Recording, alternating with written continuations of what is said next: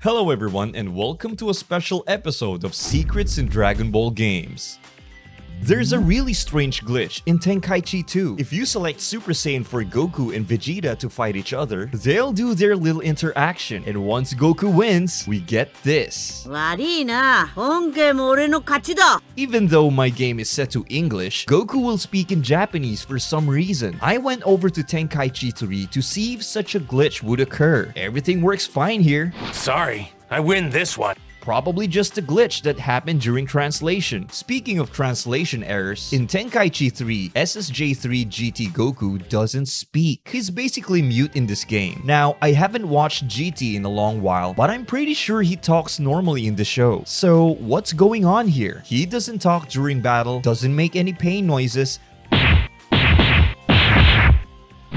doesn't even shout his signature move. Is this another dubbing error? Well, yes. If we change the language to Japanese and then go back to dual mode, this will happen. このビデオはレイドシャドウレジェンズでお送りしました。何? That's right. Today's video has been sponsored by Raid Shadow Legends. Raid is a popular free-to-play MMORPG with over 80 million players. This game is also really friendly towards new players and fairly easy to get into. Let me show you. You start off by selecting one of the 4 champions. I personally chose this orc because he looks badass. He has this Hellraiser move where you can kill all the enemies at the same time.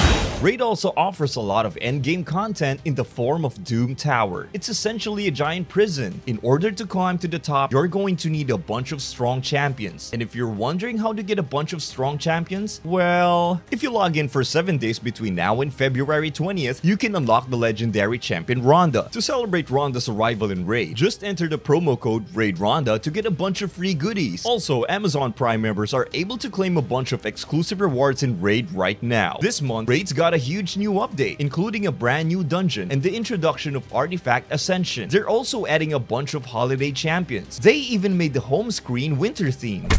For the next 30 days, all new players will get $30 worth of items for free. A free epic champion, 200,000 silver, 1 energy refill, 1 XP boost, and 1 ancient shard. Just scan this QR code or click the top link of the description. You can claim your rewards from this inbox thingy. Back to the video. As soon as I switch the language to Japanese, he talks normally. どうした？来いよ。 Probably one of those dubbing inconsistencies that many of these older DBZ games have. Here's my favorite one, SSJ4 Goku using his kid voice. In Tenkaichi 1, there's a really subtle Easter egg with Super Saiyan 4 Goku. There's something odd about his Kamehameha times 10. Take a look.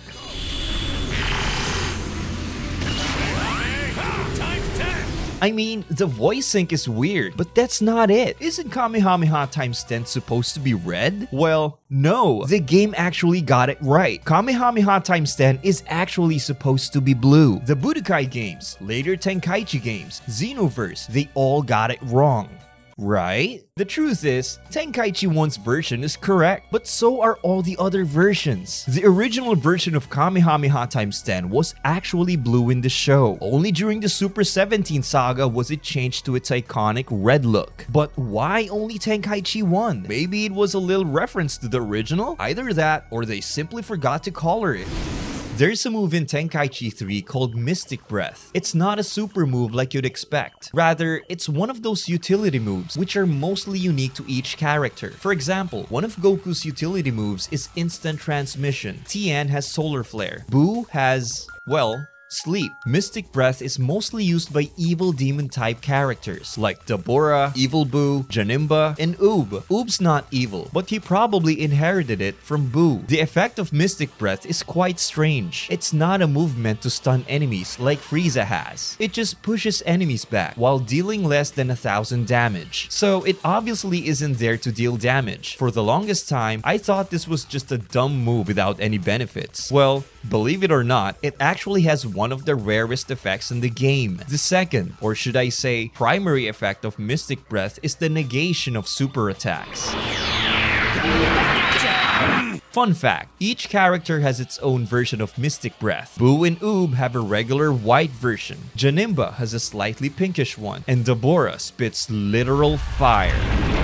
In Infinite World introduced a bunch of side missions that allow you to roam around certain areas in a somewhat limited fashion. One of my personal favorites being the Snake Way. Remember how Piccolo and the rest of the Z fighters were on a chase to catch Imperfect Cell in the anime? Well, they decided to make a whole mission out of it. Your goal here is to collect checkpoints and escape Piccolo. You can't really use any special moves in these modes, but they did give Cell the solar flare so he can blind Piccolo if he gets too close. Which is a cool addition since he actually used solar flare to escape Piccolo's grasp in the show. Now, if you stand still for a couple of seconds without moving, Cell will do something unusual.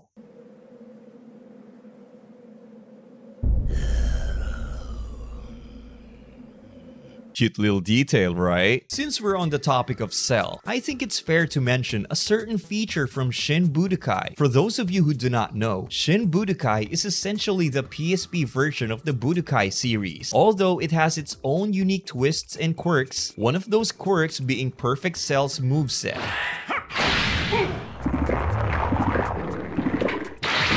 For some reason, Perfect Cell is able to use his tail and absorb energy. Keep in mind, his tail retracted once he reached his perfect form and was never shown using it. Looks a bit cursed if you ask me. While playing with Uub, I noticed something interesting. Take a look at the way he throws his ki blasts. Most characters throw their ki blasts in a straightforward fashion, yet Uub throws them sideways. One to the left, one to the right, and they meet in the middle.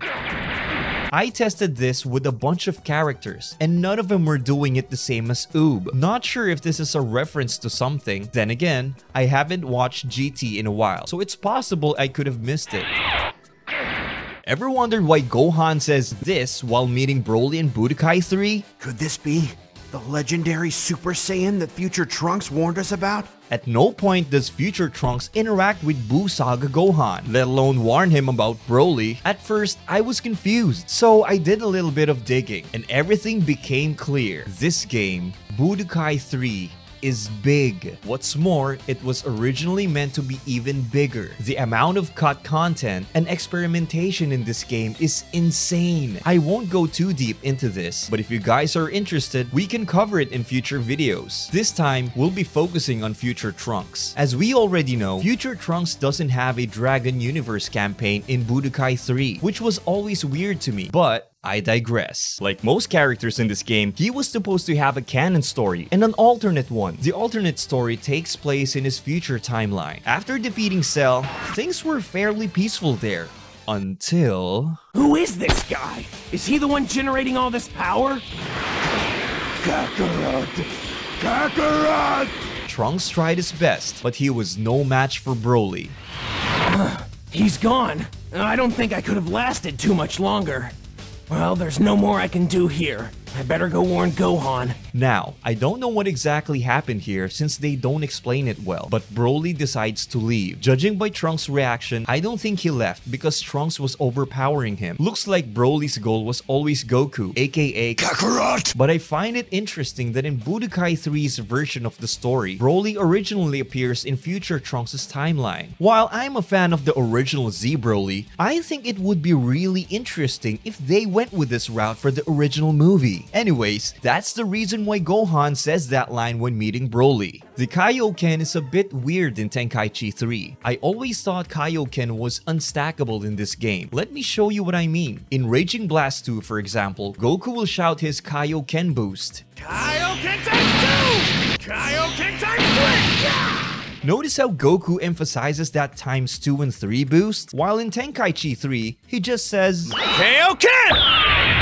Even though he doesn't shout it out, the Kaioken actually stacks in this game. Base Goku will deal 300 damage, Kaioken times 2 deals 340, times 3 gives 380. In total, you can stack it 5 times. Total damage on the 5th being 450. Don't know why they didn't give him different audio cues for each boost.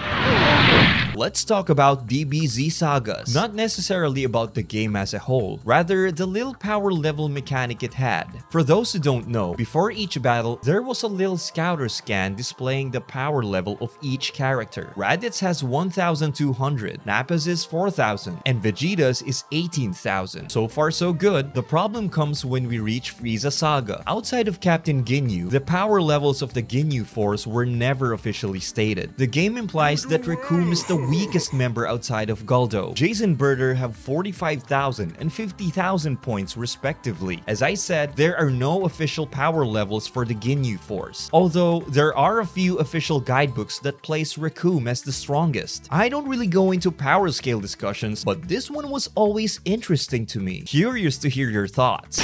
So, in Tenkaichi 3, there's a World Tournament mode. Now, there isn't anything inherently wrong with it. In fact, I love it. I've poured countless hours into this mode, but I do have a gripe with it. There are 5 tournament arenas in total. We have the classic martial arts tournament stage, the Cell Games arena. Yamcha game doesn't have a singular stage. Every battle is fought on a different stage, which is fitting. The whole gimmick of Yamcha game is based on randomness. The problem comes when we select the Otherworld Tournament. On the surface, everything looks great. You see the Otherworld stage in the back, there's the Mushroom Man announcer, Super Saiyan 3 Goku is waiting for you at the top. So, where's the issue? Well, the Otherworld stage, it doesn't exist. It's a lie.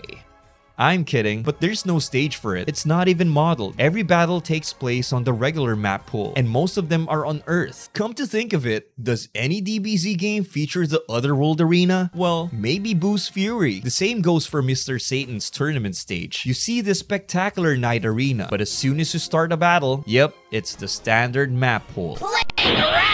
That's all for this one. If you guys have any suggestions or want to share your opinions, feel free to do it in the comments below. Thank you so much for all the support, and I'll see you next time.